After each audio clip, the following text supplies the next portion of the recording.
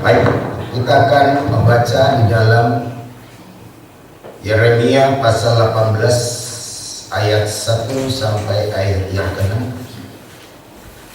Mari kalau sudah dapat untuk menghormati firman Allah, kalau tidak keberatan bisa jemput kita bangkit berdiri. Yeremia pasal 18 ayat 1 sampai dengan ayat yang ke-6. Kita akan baca ayat ini secara responsorial. Saya yang ganjil, Bapak Ibu Saudara genap. Lalu ayat yang ke-6 kita sama-sama. Dengan judul di sana, pelajaran dari pekerjaan tukang peliuk. Firman yang datang dari Tuhan kepada Yeremia bunyinya, Pergilah dengan segera ke rumah tukang periuk, di sana aku akan mendengarkan perkataan kepadamu. Lalu pergilah aku ke rumah tukang periuk, dan kebetulan ia sedang bekerja dengan pelarikan.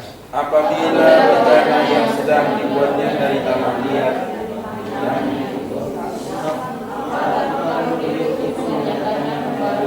dan menyamarai menurut apa yang lebih baik pada pemandangannya.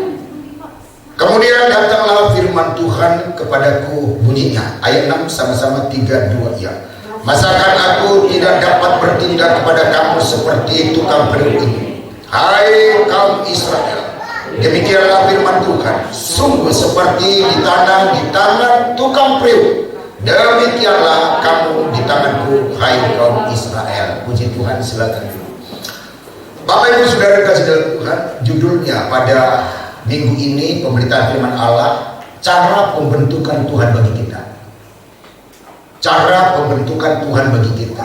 Nah, dikatakan di firman Allah di sini, perkataan ini awalnya datang kepada Yeremia, dan setelah itu disampaikan kepada orang Yehuda sama dengan juga orang Yerusalem.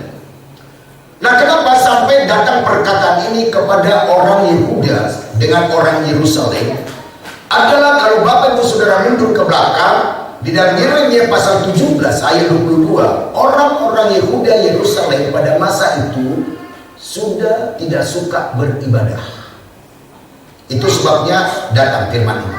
Itu yang pertama. Nanti lihat di rumah di dalam Yeremia 17:22. Yang kedua, orang Yehuda Yerusalem, mereka ini sudah membuat dewa-dewa, sudah membuat berhala-berhala, sehingga Tuhan itu bukan lagi nomor satu.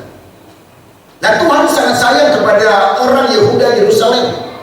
Allah tidak mau sampai orang ini mengalami murka. Allah tidak mau sampai orang ini mendapat malapetaka. Itulah sebabnya Allah datang kepada Yeremia. Hai Yeremia, itu ayat 1. Dikatakan pergilah segera ke rumah tukang periuk. Sekian lama mereka pada waktu itu sudah nggak ada ke rumah Tuhan. Sekian lama mereka pada waktu itu sudah mereka, jadi ganti Tuhan mereka itu Elohim, ganti mereka Allah pencipta langit itu, mereka buat patung, mereka buat dewa. Itulah Allahnya. Itulah tadinya mereka adalah penyembah Allah hidup, Allah Elohim yang mereka sebut namanya, yang kita sebut namanya Tuhan Yesus Kristus. Tetapi berjalannya waktu, mereka sudah nggak mau. Mereka anggap ke gereja itu sudah nggak menjadi satu kesukacitaan. Lalu mulai berpikir, Tuhan, kalau begini terus, ujungnya orang ini akan binasa. Ujungnya orang ini akan mengalami malapetaka. Tuhan sayang, dia pakailah Yeremia. Nah, apa yang dimaksud seperti ini? Karena kita tahu tukang periuk itu adalah Allah, gambaran Allah. Dan bejana itu adalah kita. Dan dikatakan di sana oleh ayat 2, pergilah dengan segera ke tukang periuk. Di sana aku memperdengarkan perkataan-perkataanku kepadamu. Lalu pergilah aku ke rumah tukang periuk, dan kebetulan ia sedang bekerja di sana. Ada 3 hal kita lihat Bapak Ibu Saudara di sini dari ayat 1 sampai 6. Ada 3. Pertama, kenapa sampai Tuhan sampaikan kepada Yeremia untuk pergi kepada tukang periuk? Rupa-rupanya hidup kita mau dibentuk Tuhan harus mengalami 3 hal. Saudara pernah melihat, saya pernah pergi waktu di daerah Sumatera Utara membuat kendi seperti itu. Saudara, sebelum saudara lihat itu kendi atau pot bunga itu, sebelum saudara lihat itu, saudara tidak tahu aslinya itu dari mana. Di kebun atau di ladang, ketika ada tanah yang berbau dengan tanah liat, ada di situ tanah-tanah yang hitam, ada di situ pasir. Lalu sebelum dibuat itu dipilih, disiram, diolah, diambil, dibuang tanah hitam, dibuang semua pasir, dibuang semua, jadilah tanah liat. Nah, tanah liat ini dibawalah ke rumahnya di pengelola pembuat pot. Saudara, kalau pernah saya lihat itu sebelum Covid di Puri Mall, Itu pot bunga tinggi segini, harganya 10 juta. Saudara tahu dari mana itu? Itu dari tanah liat.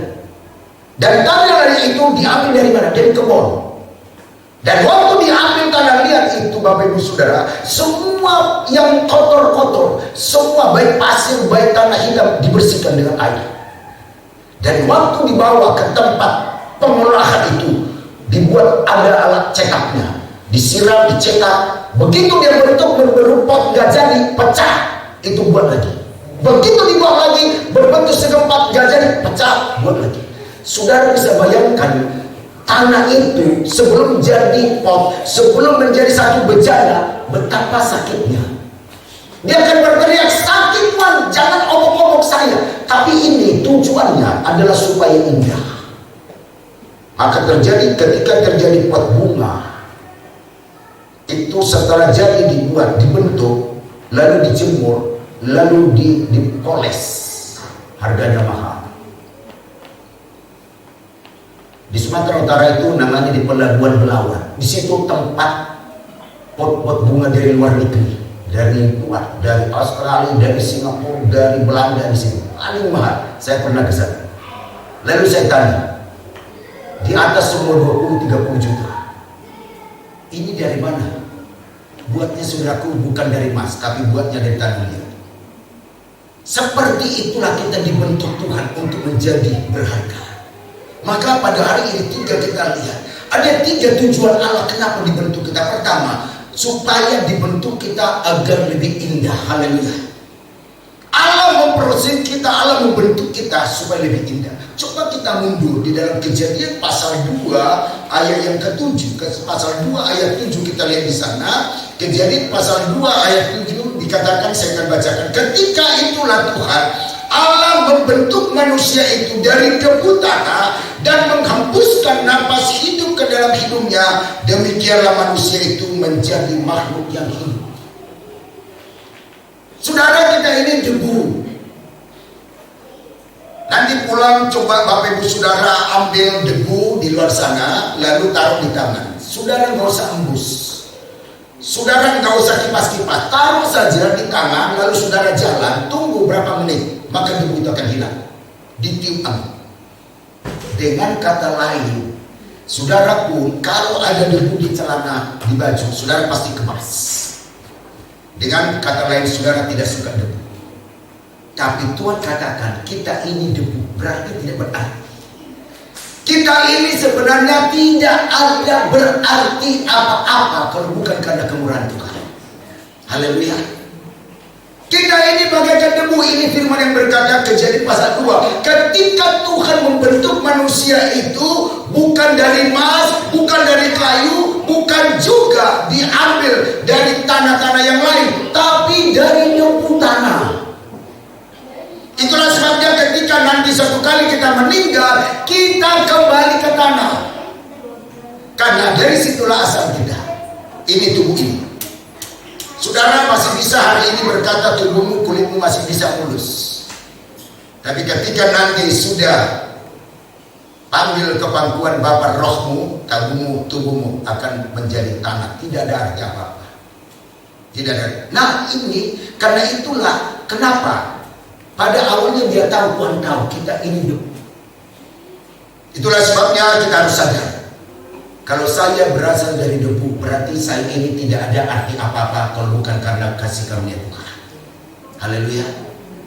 Saya ini berarti tidak ada gunanya kalau bukan karena kemurahan Tuhan. Dan kalau sampai hari ini kita ada sehat, masih bisa makan minum, semua karena kemurahan Tuhan. Padahal kita ini di mata Tuhan, kita ini debu. Debu. Karena dia tahu kita dari debu, maka dia taruhlah supaya debu itu berharga. Dia taruh supaya debu itu berharga. Ditaruhlah, dimasukkanlah roh lewat hidung. Masuklah ke dalam tubuh kita. Dan ingat baik-baik, suatu kali itu pinjaman. Napas kalian, napas Bapak Ibu Saudara itu pinjaman. Tidak punya kita itu 100%. Tinggal tunggu tanggal mainnya. Tanggal berapa, bulan berapa, tahun berapa dia ambil rohnya. Entahkah kita sedang tidur? Entahkah kita sedang di jalan? Entahkah kita sedang ngapain? Syukur-syukur kita semua masih ada di dalam firman Tuhan. Haleluya. Nah, ini juga dikatakan sana, dia mengembuskan napas hidup ke dalam hidungnya, maka manusia itu menjadi makhluk hidup. Jadi kalau Bapak Ibu Saudara dan saya hari ini menjadi makhluk hidup, bisa beraktivitas, bisa bergerak, bisa memuji Tuhan, bisa memuliakan Tuhan, bisa melakukan sesuatu, itu karena masih ada napas Tuhan. Karena itulah mari gunakan tubuh kita untuk membesarkan nama Tuhan. Haleluya. Gunakan. Nah, ini dibuat dikatakan sana, coba kita lihat di dalam Roma pasal 9. Roma pasal 9 ayat 20, kita baca bersama-sama. Roma pasal 9 ayat 20 sampai 21. Roma pasal 9 ayat 20 sampai 21. Kita baca bersama-sama. Roma pasal 9 ayat 20 21. Ya. Ada yang sudah temukan, kita sama-sama baca saja. Saya memberi kesempatan sama-sama 3, 2, ya. Siapakah kamu, hai manusia? Maka kamu membantah Allah. Dapatkah yang dibentuk berkata, yang kepada membentuknya, mengapa engkau membentuk aku demikian? Apakah tukang periuk tidak mempunyai hak atas tanah liatnya untuk membentuk dari segumpal yang sama suatu benda yang dipakai guna tujuan yang mulia, dan suatu benda yang lain untuk dipakai dengan tujuan yang biasa? Dengan kata lain, kita dibentuk supaya menjadi tujuan yang mulia. Bayangin Bapak Ibu Saudara, saudara dan saya debu, saudara dan saya tanah liat. Tuhan bentuk supaya saudara dari tanah liat yang menjadi mulia. Dan itulah kenapa dikatakan. Dan setelah itu, mari kita lihat lagi supaya komplit dia. Di dalam 2 Timotius pasal 2, kita juga baca bersama-sama. 2 Timotius pasal 2 ayat 20 sampai 21. 20-21. Kita lihat di sana. 2 Timotius pasal 2 ayat 20 sampai 21. Mari. 2 Timotius pasal 2 20-21. Kita baca bersama-sama. 3, 2, ya. Dalam rumah yang besar bukan hanya terdapat perabot dari emas dan perak, melainkan juga dari kayu dan tanah, yang pertama dipakai untuk maksud yang mulia, dan yang terakhir untuk maksud yang kurang mulia. Jika seorang menyucikan dirinya dari hal-hal yang jahat, ia akan menjadi perabot rumah untuk maksud yang mulia. Ia dikuduskan, dipandang layak untuk dipakai tuannya, dan disediakan untuk setiap pekerjaan yang mulia. Haleluya. Yang pertama, Bapak Ibu Saudara, apa sih tujuan Tuhan membentuk saya dan saudara ada di dunia? Apa sih tujuan Tuhan sehingga saudara lahir ada di dunia? Apakah tujuan Tuhan supaya sampai saya dan saudara ada di rumah Tuhan? Apa sih tujuan Tuhan supaya saya dan saudara ada di dunia ini sampai hari ini? Tujuan pertama, agar saudara dan saya dibuat menjadi perabot yang mulia.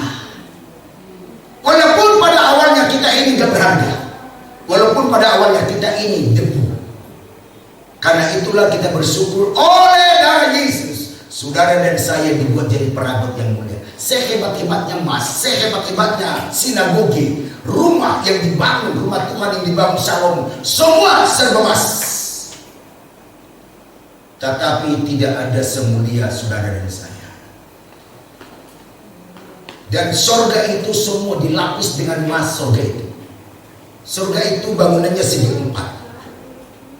Di luar dilapis dengan batu-batu yang mahal, batu jarmut, batu yaspis. Tapi untuk siapa itu sampai dibangun itu? Adalah untuk tempat penghuni anak-anak Tuhan yang sungguh-sungguh. Sekalipun emas itu lantainya, sekalipun sorga itu lantainya dari emas, sekalipun temboknya dari emas, untuk siapa itu? Adalah untuk orang-orang mencintai Tuhan Yesus. Bayangin saudaraku, diciptakan dari emas semua, tapi yang tinggal di situ adalah orang-orang dari debu.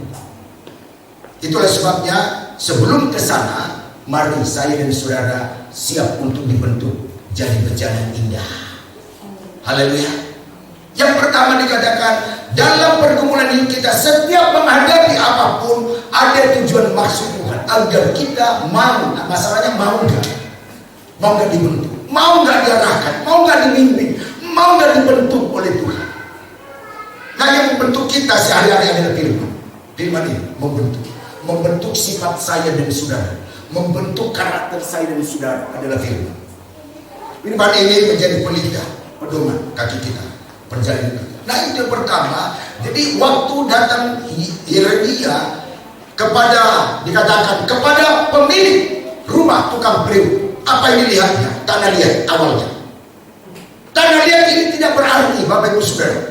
Tidak ada apa-apanya. Tanah liat ini masih diliputi oleh kotoran, yaitu tanah-tanah hitam, pasir. Maka datanglah si tukang periuk ini dibersihkan agar menjadi tanah liat asli untuk membentuk satu pot yang indah, membentuk satu bejana yang indah. Siapakah si tukang periuk itu? Yesus membentuk karakter kita setiap hari. Suka tidak suka, Allah mau menjadikan kita bejana yang indah. Haleluya. Tapi masalahnya yang pertama, mau enggak? Itu masalahnya. Tidak semua orang mau dibentuk. Itulah ketika kita dibentuk berteriak sakit. Ketika dibentuk kita menangis. Ketika dibentuk kita mungkin mengeluh. Ketika dibentuk kita mungkin tidak siap. Tapi mau tidak mau harus mau. Supaya apa? Supaya hidup kita semakin indah. Supaya menjadi perabot. Perabot di rumah yang besar. Rumah besar bicara apa? Surga. Jadi saudara dan saya sedang dipersiapkan Tuhan menjadi perabot-perabot yang mulia di rumah Tuhan. Haleluya. Jadi saudara adalah orang-orang yang dipilih, dibentuk menjadi perabot. Dan itu yang sekarang menjadi pertanyaan. Maukah? Tapi semua kita kiranya semua sepakat mau dibentuk. Haleluya. Itu yang pertama. Yang kedua, Tuhan membentuk kita sesuai dengan maunya Tuhan. Kadang-kadang kita mau dibentuk sesuai maunya kita. Itulah sebabnya kadang-kadang karakter kita tidak mau dibentuk karena tidak mau terima. Bersyukurlah saudara yang mau dibentuk oleh Tuhan. Haleluya. Tetapi yang kedua ini, mau nggak kita setelah mau dibentuk tapi maunya Tuhan? Coba kita lihat dalam 1 Tesalonika pasal 2. Kita baca bersama-sama. 1 Tesalonika pasal 2 ayat 12. 1 Tesalonika pasal 2 ayat 12. Mari kita baca bersama-sama. 1 Tesalonika pasal 2 ayat 12. Ya, kita baca bersama-sama. 1 Tesalonika pasal 2 ayat 12. 3, 2, ya. Dan meminta dengan sangat supaya kamu hidup sesuai dengan kehendak Allah yang memanggil kamu ke dalam kerajaannya dan kemuliaannya. Haleluya. Yang kedua ini, mau nggak kita dibentuk sesuai maunya Tuhan? Nggak enak saudaraku dibentuk kita sesuai maunya Tuhan. Nggak enak awalnya, sakit. Bayangin kalau setiap hari saudara diproses. Yang pertama diproses itu adalah akal kita. Kedua, karakter kita. Ketiga, kebiasaan-kebiasaan yang kita tidak suka. Itu dibentuk. Karena apa? Latar belakang kita kan adalah latar belakang Alkitab sudah katakan, latar belakang dari yang keras, latar belakang dari yang tidak mau taat. Itu latar belakang kita. Dan tidak mudah itu Allah bentuk. Sama dengan saya katakan, tanah liat itu bukan diambil dari istana. Tanah liat itu bukan diambil dari tempat yang empuk. Tanah liat itu diambil dari kebun. Dan di tanah liat itu diliputi dengan tanah-tanah kotor, tanah hitam, pasir, lumpur, dan itu harus dibersihkan. Saya sudah pernah khotbahkan, sama seperti kita mendapat emas logam mulia. Saya tonton di televisi 1 gram sekarang emas itu 1 juta. Tahukah saudara dari mana itu logam mulia? Itu diambil dari tanah. Dan waktu diambil dari tanah, itu sebelum menjadi logam mulia, ada di situ sanga. Ada di situ sanga yang menutupi logam mulia itu. dan itu harus dibersihkan. Harus dibersihkan. Sanga itu harus dibersihkan. Maka ketika logam mulia itu berbentuk, maka ada menempel sanga-sanga. Dan itu harus dibakar dengan kepanasan 1200. Barulah disiram dengan kimia. Setelah itu sanga itu keluar. Sanga itu dia terhindar dari, maka muncullah logam mulia. Itulah membuat sampai sekarang mahal, 1 gramnya saja mahal. Itu logam mulia. Tapi tahukah sudah dari mana itu diambil? Dari tanah yang diliputi, yang dilingkari, yang ditutupi dengan sanga. Kita pun begitu, kata Alkitab dalam Amsal. Hidup kita ini banyak diliputi dengan hal-hal kebiasaan yang kurang baik. Banyak diliputi hal-hal tabiat lama. Banyak diliputi dengan dosa-dosa, kelakuan perbuatan yang tidak berkenan. Itulah sanga. Tapi oleh darah Yesus dia bersihkan kita. Dia bersihkan kita. Sehingga kita ini, kata Alkitab, berharga di mata Tuhan. Ada haleluya. Kita ini manusia kotor. Kita ini manusia najis. Kita ini manusia yang sebenarnya tidak berguna. Yang membuat kita berguna adalah karena pengorbanan Yesus, oleh darah Yesus. Karena itulah siapkan diri kita. Pertama kali, maukah kita dibentuk untuk persiapan perabot yang mulia, menjadi orang-orang yang dipanggil, dipilih, penghuni sorga. Saya baca sekarang, kita sudah tadi pagi, kita sudah habis pembacaan Wahyu. Sudah saya baca di kitab Wahyu, kami dan Pastori sudah habis tadi pagi Wahyu 22. Tapi tahu saudara, sebelum di pasal 6 pasal 7, maka dikatakan di sana, saudara, maka semua orang-orang ini di dalam Yesus, sebelum masa sukar melanda dunia, orang-orang kudus itu ditandai dulu di dahinya tanda Bapa, Anak, laki-laki dan Roh Kudus. Baru setelah itulah nanti ada peniupan sangkakala. Ada nanti di situ murka, tapi ditandai dulu. Dan kepada nabi-nabinya, kepada hamba-hambanya, Tuhan bukakan rahasia akan apakah yang terjadi nanti. Sepanjang saya baca di Wahyu itu, dia berikan dulu tanda. Setelah itu diberikan, barulah mulailah ada masalah. Mulailah terjadi gempa di mana-mana. Mulailah terjadi penyakit di mana-mana.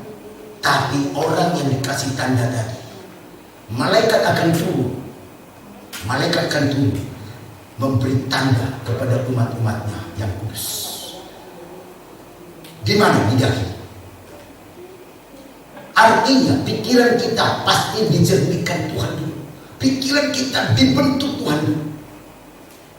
Nanti baca di rumah Bapak Ibu. Setelah itu baru terjadi kesukaran, terjadi kelaparan, terjadi ada penyakit-penyakit yang tidak pernah diprediksi muncul. Dan puncaknya gempa. Dan dari sejak itulah barulah nanti datang Antikris. Dan Antikris itu akan ditawarkan. Yang belum punya tanda Bapa, Anak, laki-laki dan Roh Kudus akan diberi tanda 666. Ada 2 tanda yang akan melanda dunia nanti. Tapi saya baca itu di Wahyu. Pertama, rupanya anak-anak Tuhan yang dikasih tanda. Tapi siapa yang dikasih tanda ini? Adalah orang-orang yang mau dibentuk. Ada orang-orang yang mau dibentuk maunya Tuhan. Allah tidak paksa, tapi orang yang mau dibentuk maunya Tuhan. Dan setelah itu terus itu. Dan puncaknya baru nanti iblis ditangkap, dirantai, lalu dibuang ke jurang. Dan itu pun disegel di atasnya. Dan berapa menit kemudian, berapa jam kemudian dimunculkan untuk menyesatkan banyak orang. Tapi saya, saudara yang punya tanda itu, akan masuk di satu tempat yang namanya tempat sediakan Tuhan, yang di situ ada kita 1000 tahun damai, tidak ada masalah, tidak ada penyakit, tidak ada virus di sana. 1000 tahun. Di sisi lain ada tenang umat-umat Tuhan 1000 tahun. Di sisi lain ada banyak berteriak kena penyakit bisu yang tidak sembuh. Itu bayangin dua keadaan yang jauh lebih menyakitkan di zaman sekarang pada masa itu nanti di waktu. Dan dua kekuatan ini dan terjadi di mana-mana perang. Jangan saudara kaget kalau tiba-tiba ada terjadi peperangan. Dan akhirnya itu yang saya bilang, orang yang di dalam Tuhan, orang itulah nanti terlindung. Saudara inginkah lewat dari masalah itu? Haleluya, amin. Itu yang kita cari, supaya di bumi ini ditolong kita, di bumi ini dilindungi kita, sama seperti apa yang kita hadapi hari-hari ini. Menghadapi COVID-19 selalu setiap hari kita berdoa lindungi. Dan ini belum apa-apa dibanding nanti masa 1000 tahun, di mana 1000 tahun damai di sisi lain, tapi ada masalah yang besar di sisi lain yang tidak disingkirkan. Itu di padang gurun, orang-orang yang tertinggal itulah mengalami keadaan yang sulit. Seperti saya katakan, ada tiba-tiba seperti di Mesir, tiba-tiba datang seperti helikopter datang belalang-belalang. Bayangin kalau kita sedang tidur, tiba-tiba datang suara, tahu-tahu buka pintu, jutaan belalang. Dan maaf mulutnya, mulut belalang itu kata Tuhan, mulut kalajengking. Gue mencatat. Dan sekali patok setiap orang, saudara nggak bisa nggak keluar. Jangankan kita keluar, di rumah saja masuk. Saudara masih ingat peristiwa di Mesir? Semua tutup pintu, tutup jendela. Tapi ketika datang tulah belalang, sampai di tempat tidur pun ratusan ada belalang. Belum lalat yang besar-besar. Semua termasuk ke istananya. Apa yang kurang di istana Firaun untuk mencegah lalat, untuk mencegah belalang masuk? Tidak ada bisa membendung. Tapi herannya di Gosen, nanti baca di Keluaran, di Gosen pintu rumahnya orang Israel terbuka, pintu jendela terbuka. Apalagi jendela rumah mereka 24 jam terbuka. Tapi satu lalat pun tidak ada masuk. Tapi di sisi lain di kota, di desa, di kecamatan, ini kan Gosen, kalau seperti di Jakarta ini Pulau Seribu, di satu Gosen, satu pulau, tidak ada masuk. Jaraknya itu tidak jauh. Antara kota Mesir dengan Gosen itu nggak jauh, paling ada 2-3 kilometer. Dan itu pasti lintas dari sana, belalangnya lintas dari sana, tapi nggak singgah. Kenapa? Karena di depan pintu rumahnya orang Israel ada darah anak domba. Haleluya. Kenapa sampai hari ini di rumah saudara tidak masuk virus? Karena di rumahmu ada darah anak domba. Haleluya. Ketika engkau minum perjamuan kudus, impartasi dari tubuhmu itu mempengaruhi di rumahmu.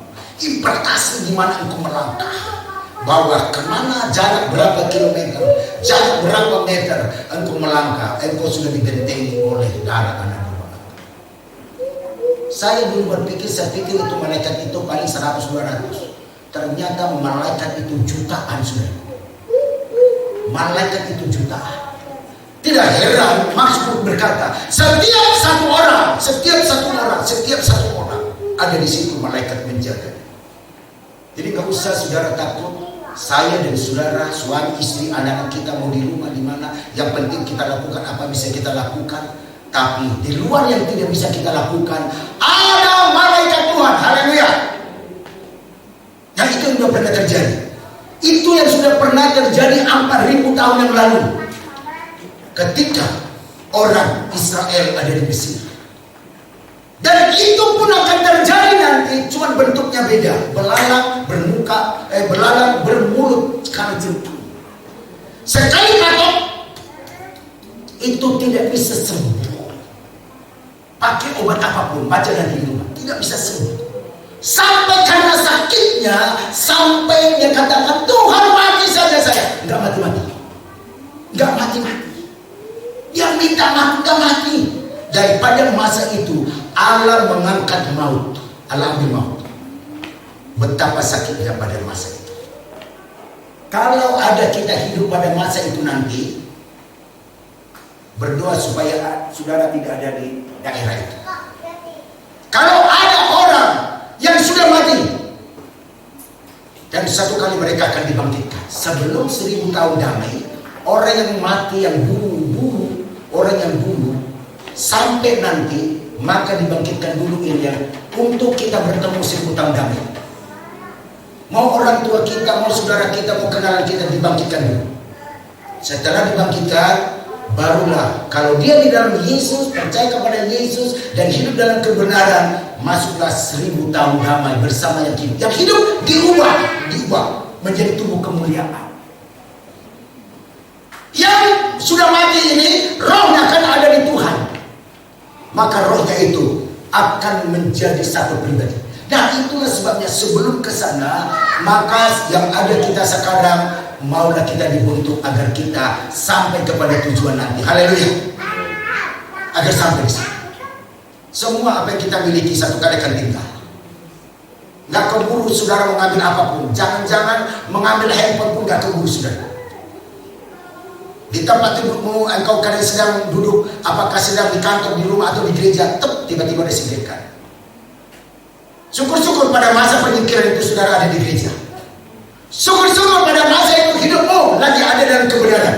Tapi bagaimana kalau pada masa itu hidup kita ada dalam dosa, maka kita tertinggal, tidak akan disingkirkan. Maka dikatakan Matius, ada dua sedang berjalan, satu disingkirkan, satu tidak. Ada dua sedang tidur, satu tidur dengan ngorok, tertinggal, satu disingkirkan. Saudara bangun, tiba-tiba sudah tidak ada. Saudara cari, sudah tidak ada. Dan itu akan terjadi masa itu di waktu. Dan sebelum masa itu, mari siap-siap kita untuk selalu mau dibentuk oleh Tuhan. Haleluya. Dan yang kedua, mau kita dibentuk seturut maunya Tuhan. Maunya Tuhan tidak ada satupun umat yang mau binasa. Maunya Tuhan tidak ada satupun yang masuk neraka, itu maunya Tuhan. Itulah sebabnya setiap hari kita dibentuk oleh firman. Setiap hari kita dibentuk proses sifat kita, karakter kita, supaya kita akhirnya memiliki sifat dan karakter Yesus Kristus Tuhan. Nah, itu yang kedua. Dan kita lihat, jangan sampai akhirnya Tuhan menyesal. Ada yang coba kita lihat di sana. Dalam Yeremia pasal 18. Sebelum Yeremia pasal 18 kita lihat dulu. Kejadian pasal 6. Kejadian pasal 6 kita lihat di sana.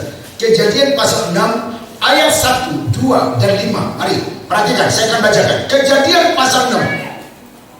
Kejadian pasal 6. Mari saya akan bacakan, perhatikan Bapak Ibu Saudara Alkitabnya. Kejadian pasal 6 ayat 1. Ketika manusia itu mulai bertambah banyak jumlahnya di muka bumi, dan bagi mereka lahirlah anak-anak perempuan. Ayat 2. Maka anak-anak Allah melihat bahwa anak-anak perempuan manusia itu cantik-cantik. Lalu mereka mengambil istri dari antara perempuan-perempuan itu. Siapa? Dia katakan, siapa saja yang disukai mereka.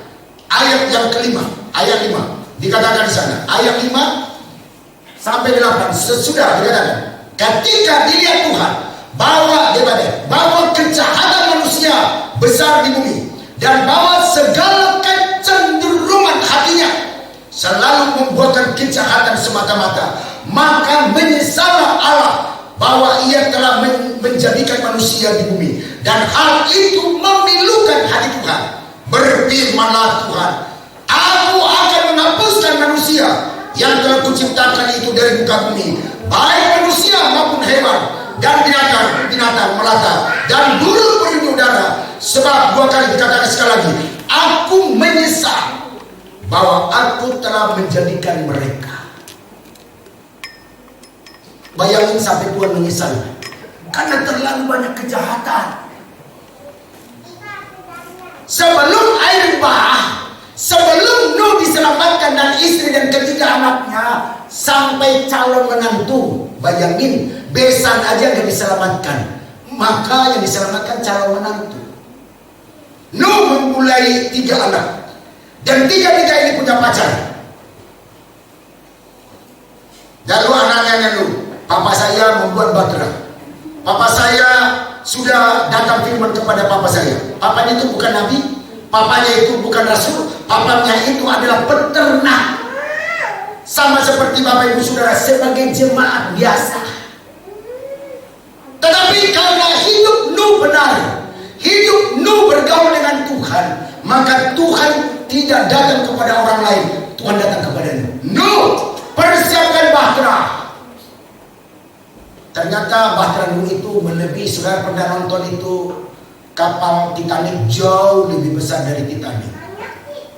Jauh, 3 tingkat itu. Allah katakan Nuh persiapkan bahtera. Karena kejahatan dunia ini sudah sampai ke surga, maka saya akan binasakan. Menyesal, bayangin, menyesal. Karena kelakuannya manusia pada masa itu menyesal Tuhan menciptakan. Sampai dikatakan 2 kali menyesal. Maka semua manusia, hewan, semua binatang akan dibinasakan. Turunlah hujan 40 hari. Siapa duga? Waktu datang hujan 1 jam, biasa hujan. Waktu hujan datang 1 hari, biasa hujan.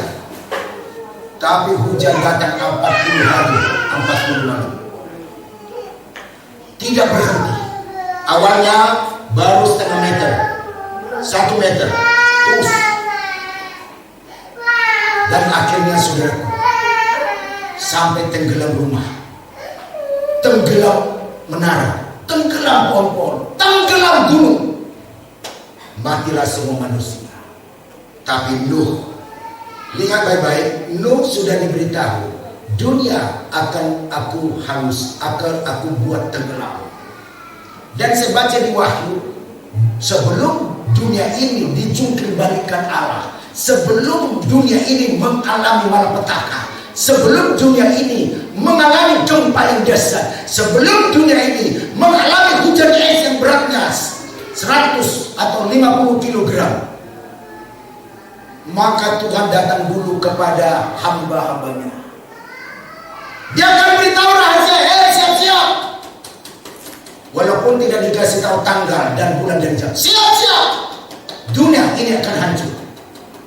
Bisa dia berikan itu lewat saudara bermimpi.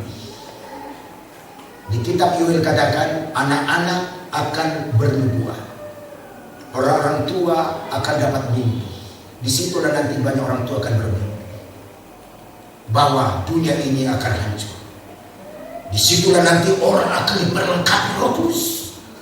Yang belum penuh Roh Kudus akan Roh Kudus. Anak-anak, pemuda, remaja, bapak-bapak, ibu penuh Roh Kudus.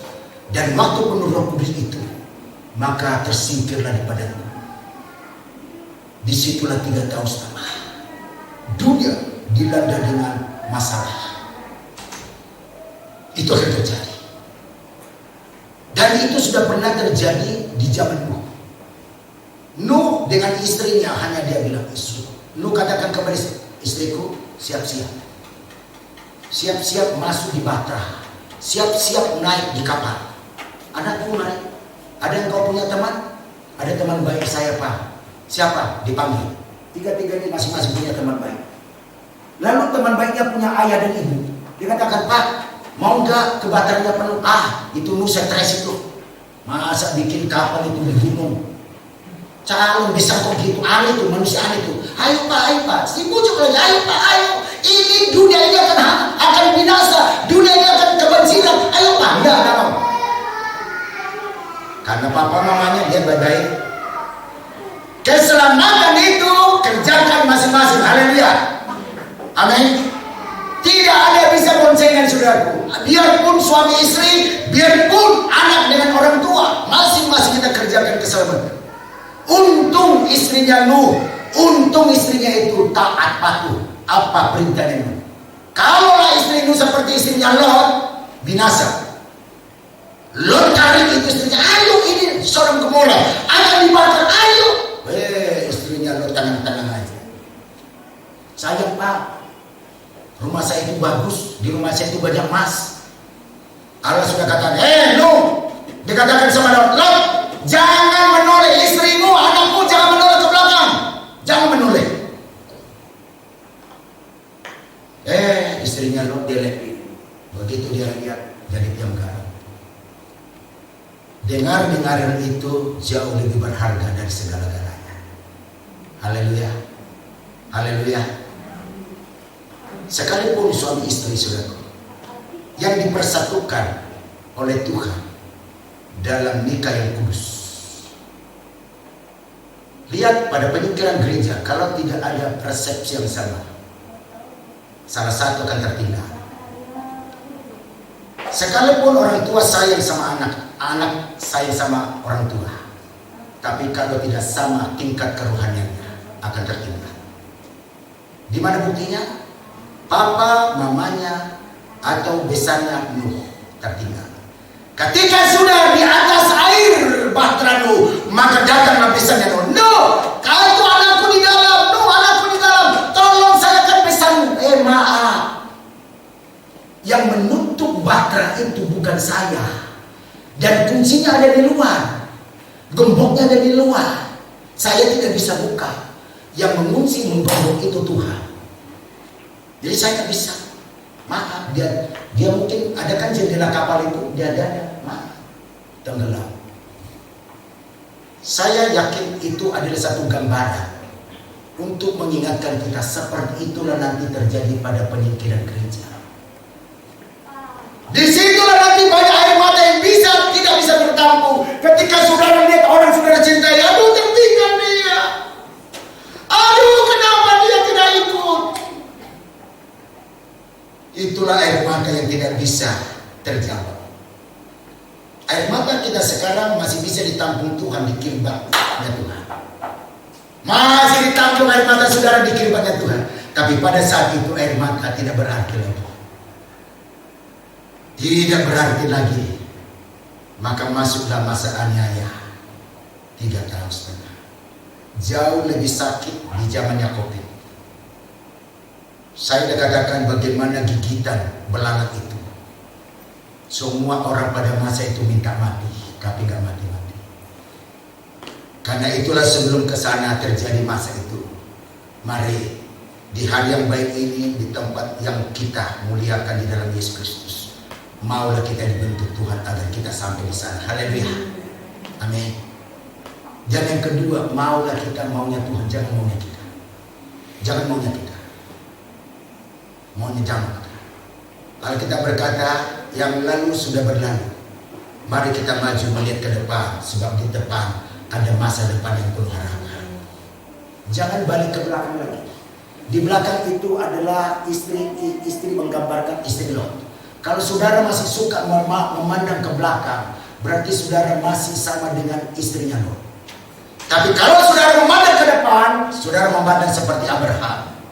Abraham memandang ke depan, sekalipun tandus, sekalipun gersang di depannya, tapi Abraham memandang bahwa di depan saya penuh masa depan.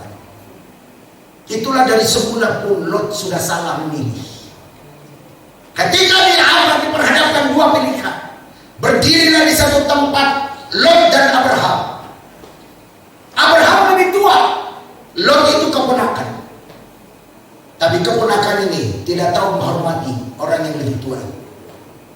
Tapi Abraham tetap menghormati Lot. Dia katakan, hai keponakanku, aku sudah bersama-samamu puluhan tahun. Dari umur 75 tahun Abraham sudah membawa Lot. Dan pada masa 90 tahun, berarti sudah ada 20 tahun sama-sama. Ributlah gembalanya Lot dan gembalanya Abraham.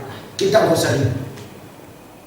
Karena itu tidak ada penyelesaian dalam segala masalah keributan. Haleluya. Kita mau usah ribut.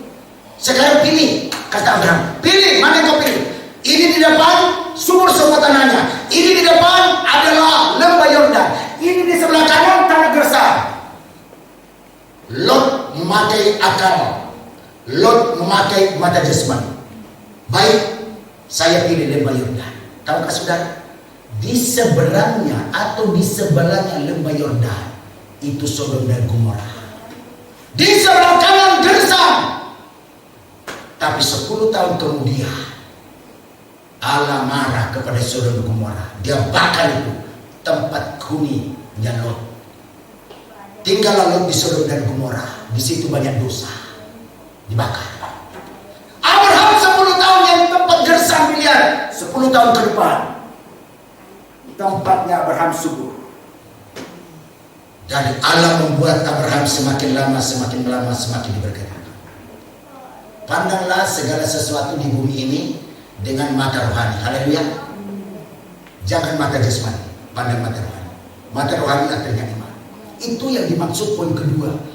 Maka maulah kita dibentuk dengan maunya Tuhan. Maunya Tuhan, supaya Tuhan tidak menyesal. Ketika saudara ditolong, diselamatkan, diberkati, mari coba kita lihat dulu. Kita baca bersama-sama.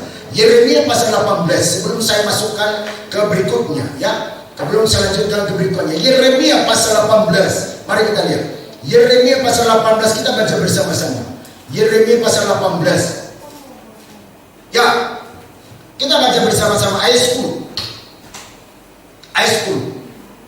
Ya, ayat 10, mari. Kalau sudah dapat, katakan amin. Haleluya. Mari kita baca bersama-sama. Yeremia pasal 18 ayat 10. 3, 2, ya. Tetapi apabila mereka melakukan apa yang jahat di depan mataku dan tidak mendengarkan suaraku, maka menyesallah aku bahwa aku hendak mendatangkan keberuntungan yang kujanjikan itu kepada mereka. Saudara tahu ayat ini? Kira-kira begini. Ini berkat sudah di atas kepala saudara. Dan berkat ini keberuntungan tinggal turun begini. Dan ini sudah disiapkan Tuhan khusus untuk saudara. Dan tidak akan belok ke kanan, ke depan, ke kiri, ke belakang. Ini atas, percis di atas kepala saudara. Tinggal turun sedikit. Tapi antara ini dengan saudara ada jarak. Jadi ini udah bagian saudara. Dan Allah sudah memproyekkan itu untuk saudara. Ini bagian itu.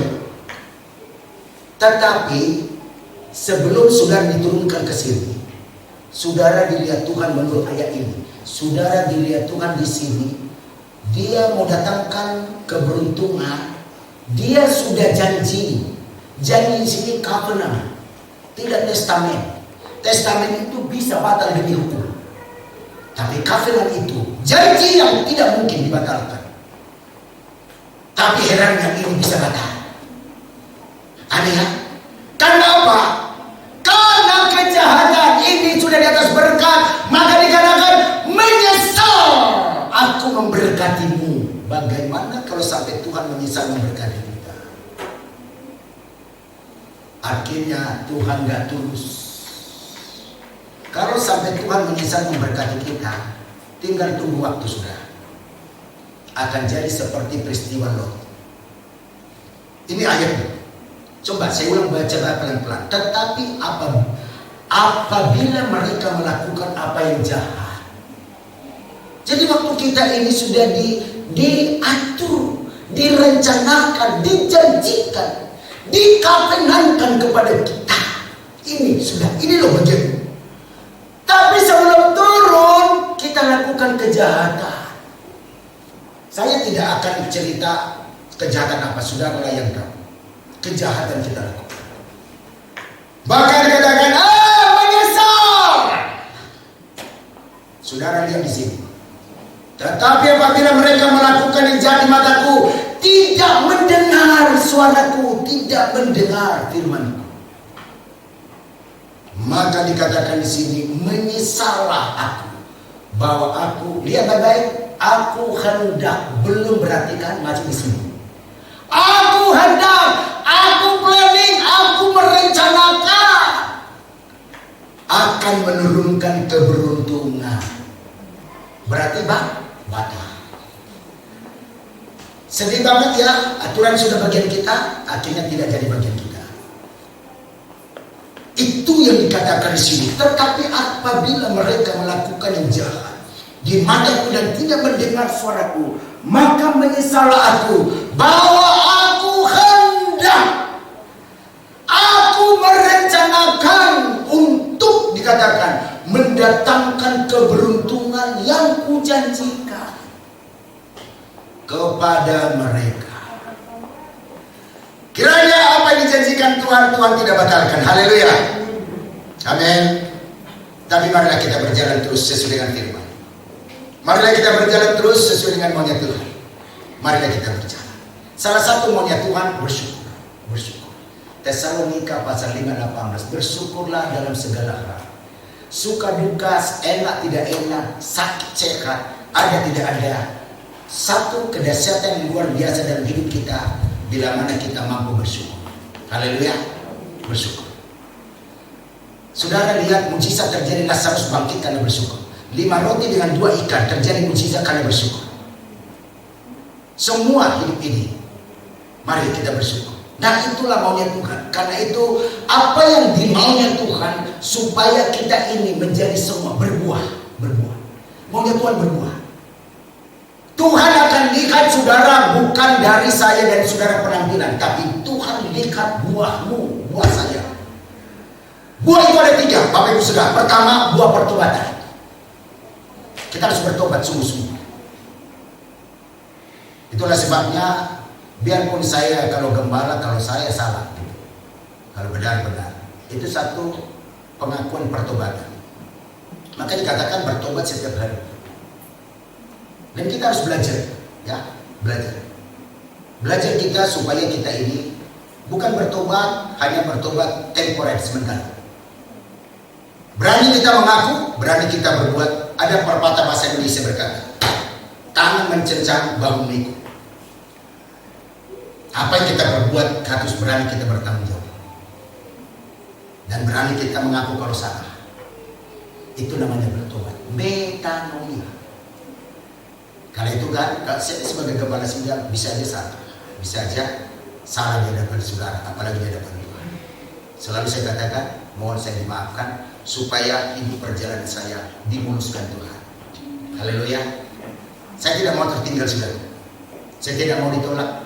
Saya tidak mau tidak disingkirkan. Saya tidak mau. Tapi saya mau nanti di firman-firman yang banyak saya baca, saya mau di sana. Seperti kata pujian lama, oh Yerusalem, aku rindu ke sana. Nah ini maunya Tuhan, berbuah. Berbuah itu pertobatan. Kedua, berbuah itu tekun, setia. Berbuah itu buah pelayanan, saudara. Kita harus ada buah pelayanan. Sehebat apapun saudara dan saya, buah pelayanan itu. Setelah sudah bertobat, setelah sudah tekun, apa buah yang lain? Berarti kalau saudara tidak ada buah pelayanan, saudara itu hanya bertobat untuk diri saudara. Saudara itu hanya setia untuk diri saudara. Tapi saudara tidak ada berbuat apa-apa kepada Tuhan. Dan Tuhan mau berbuat kepada apa maunya Tuhan. Mari kita lihat di dalam Kolose pasal 1. Kolose pasal 1. Kita baca bersama-sama. Kolose pasal 1. Sebelum saya tutup pada poin yang ketiga, poin yang terakhir. Kolose pasal 1 ayat 10. Kolose pasal 1 ayat 10. Kolose pasal 1 ayat 10. Mari kita baca bersama-sama. Kolose pasal 1 ayat yang ke-10. Ya. Sudah dapat? Kalau dapat kita baca bersama-sama. 3, 2, ya. Sehingga hidupmu yang layak di hadapannya, serta berkenan kepadanya dalam segala hal, dan kamu memberi buah dalam segala pekerjaan yang baik, dan bertumbuh dalam pengetahuan yang benar tentang Allah. Ini disebut buah pelayanan. Dikatakan di sana memberi buah dalam segala pekerjaan yang baik. Apa saja yang sudah lakukan untuk pekerjaan Tuhan, bukan dari saya saudara mendapat upah, tapi dari sorga. Haleluya. Dari sorga. Dan saya katakan, kemarin itu saya baca ayat yang di Wahyu. Suatu kali sebelum Allah menghakimi dunia, maka Tuhan akan buka dulu buku kitab kehidupan. Allah perintahkan kepada malaikat Gabriel atau malaikat Mikael, tapi biasanya Gabriel, buka seluruh kitab kehidupan. Maka dibukalah kitab kehidupan itu. Saudara waktu dibaptis, nama baptisan saudara itu ada ditulis di buku kehidupan. Dan waktu dibuka, lalu kan itu pakai nama jelas di situ. Siapa namanya, pakai nomor jelas. Tinggal dilihat nama ini. Tanggal sekian, bulan sekian, tahun sekian dibaptis.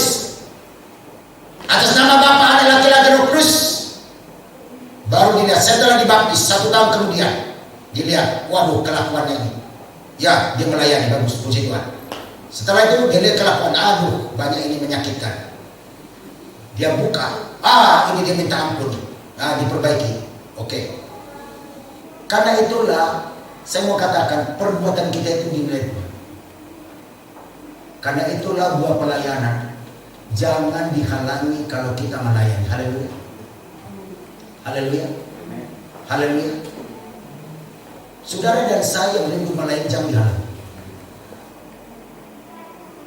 Karena itu buah pelayanan harus dilakukan. Itu bekerja. Sekecil apapun, senilai apapun, seperti saya pernah katakan di Korea, di Seoul itu seorang konglomerat, dia mau rela sampai tukang parkir di gereja karena dia tahu itu mungkin gak berarti, padahal dia punya puluhan, bahkan mungkin sampai ratusan dia punya perusahaan di Korea Seoul itu. Salah satu terkaya konglomerat di Korea Selatan, salah satu jemaatnya Paul, coba. Dan dia hanya tukang parkir, mengatur semua mobil-mobil jemaah. Tapi kata firman Allah mulia, dari mimbar ini saya berkata, mari semakin giatlah saudara melayani. Haleluya. Dan saya mohon supaya semua kita melibatkan diri dalam itu dan jangan dicegah. Haleluya. Haleluya. Haleluya. Karena itu buah pelayanan salah satu dikatakan buah. Maka kalau kita ketika menghalangi dosanya, engkau akan tanggung. Bukan yang tadinya orang itu yang melayani, tapi kita yang menghalanginya, kita yang akan tanggung. Karena Tuhan akan melihat 3 buah ini, Bapak Ibu Saudara. 3 buah ini akan dilihat Tuhan. 3 buah. Buah yang pertama pertobatan. Buah yang kedua kesetiaan, ketekunan, kesungguh-sungguhan. Buah yang ketiga adalah buah pelayanan. Buah pelayanan. Dan itu buah pelayanan itu mau penerima tamu, mau apa saja, mau song leader singer, mau apa saja, sekecil apa. Mungkin saudara tidak pernah tampil di depan, tapi saudara suka di rumah berdoa, buat pelayanan, buat jemaat. Saudara mungkin tidak pernah berbuat sesuatu yang mungkin tampil di depan, tapi saudara menopang mungkin dengan doa dan sebagainya. Tapi lihat baik-baik, itu adalah buah pelayanan. Haleluya. Dan kata Tuhan, orang yang mau dibentuk harus maunya Tuhan, harus mau dibentuk, dan kedua maunya Tuhan, bukan maunya kita. Saya, saudaraku, kalau tanya maunya saya memang dari awal tidak ada bercita-cita jadi hamba Tuhan. Maunya saya kok nggak jaksa hakim, itu maunya saya. Tapi saya mau belajar maunya Tuhan. Maunya Tuhan.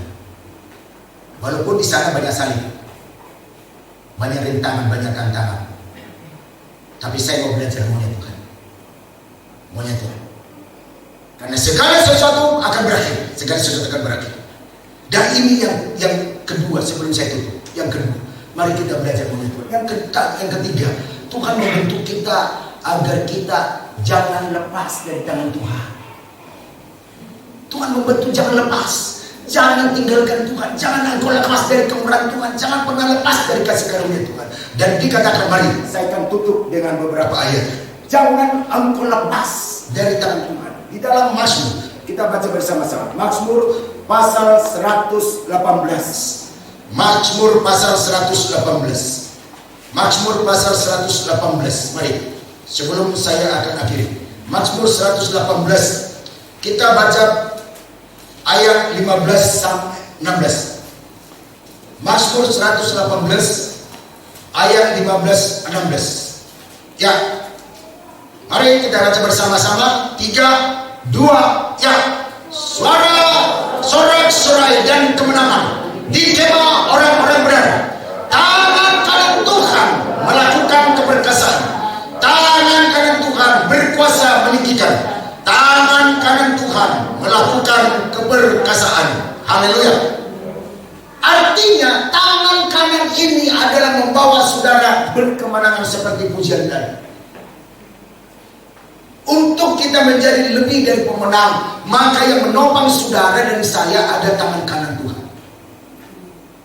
Dan tangan kanan Tuhan itu berbicara orang kepercayaan. Coba perhatikan di kantor. Di kantor itu bukan artinya nepotisme, tapi pasti ada setiap kantor, mau nyata atau sembunyi-sembunyi. Bos manapun pasti ada, ditaruh dia orang kepercayaannya. Mau terang-terangan atau mau sembunyi-sembunyi, pasti ada di sekian banyak orang kepercayaan bos. Benar apa benar? Benar.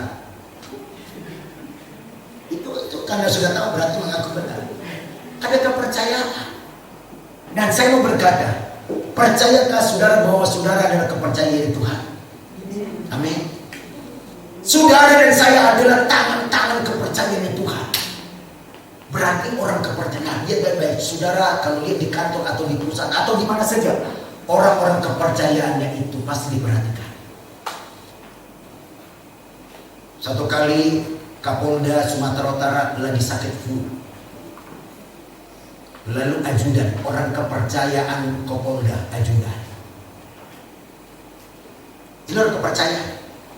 Kapolda belum ngomong, cuma dulu aja. Tapi zaman dulu, zamannya saya masih di Medan, itu belum ada Android, jadi masih SMS. Cuman SMS, ngomong di SMS, Kapolda lagi flu.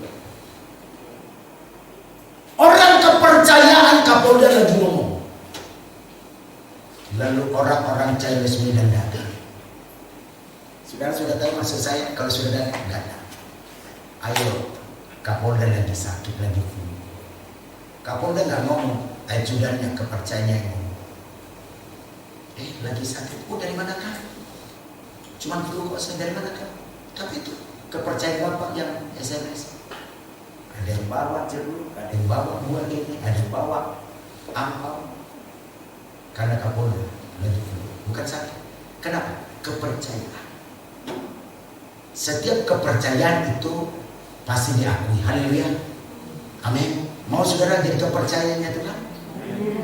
Kepercayaannya itu diberikan, Alkitab katakan, diberikan kuasa untuk diangkat, untuk ditinggikan, dan orang kepercayaannya itu dibuat orang-orang menjadi berhasil. Biarlah kita menjadi orang kepercayaan Tuhan. Haleluya. Tangan kanan itu berbicara bukan tangan kanan fisik, tapi tangan kanan itu berbicara orang kepercayaan. Dan kita akan tutup 2 ayat di dalam Yesaya pasal, kita lihat di sana. Yesaya pasal 41 ayat 10. Kita akan tutup ayat ini 2 atau 3 ayat penutupnya saja.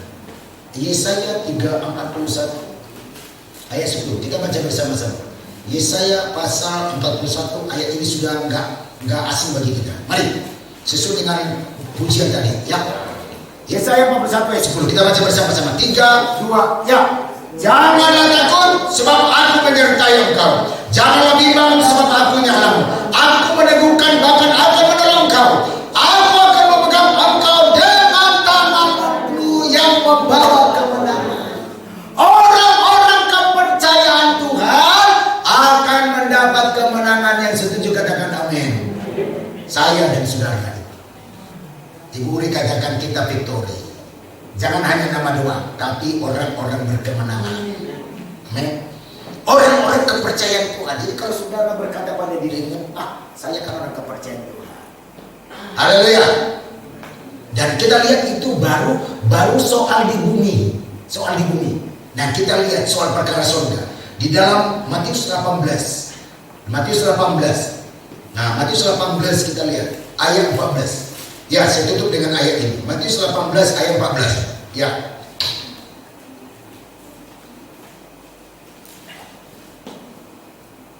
Matius 18. Ya. Matius 18 ayat 14. Ya. Mari. Ya, kita baca. 3, 2, ya.